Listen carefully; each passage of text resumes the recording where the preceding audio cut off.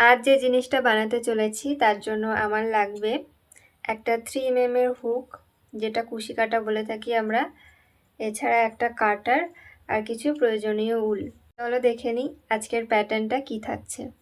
অনেকটাই বানিয়ে নিয়েছি এবং বেশ কয়েকটা রাউন্ড এখনও বাকি আছে, যেগুলো বানানোর পর তোমাদেরকে দেখাবো আসল ডিজাইনটা কি হতে চলেছে। এই প্যাটার্নের ফ্লাওয়ারের কাজটা তো হয়ে গেল, এবার পাড়ের কিছু কাজ রয়েছে যেটা বানিয়ে তোমাদেরকে দেখাবো জিনিসটা ঠিক কতটা বড় হলো। ফাইনালি জিনিসটা কমপ্লিট হলো এবং তোমাদেরকে দেখিয়ে দিই যেটা দেখানোর কথা ছিল, কলকা পাড়। যেটা বলেছিলাম লালের উপরে একটা কলকার পাড় দেব। এই যে পাড়টা এই রকম যাবে, আর কলকা পাড়ের মধ্যে কিন্তু অনেকগুলো ডিজাইন রয়েছে, তার মধ্যে এটা একদমই একটা সহজ ডিজাইন বলতে পারো। জিনিসটা কতটা বড় হয়েছে তোমরা দেখে নাও এবার। এটা হলো কলকা পাড়।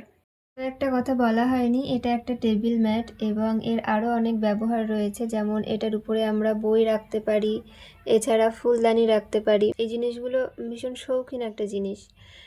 যারা নতুন ক্রোচেট শিখছো তারা আমার পেজটি ফলো করতে পারো অনেক আইডিয়া পাওয়ার জন্য।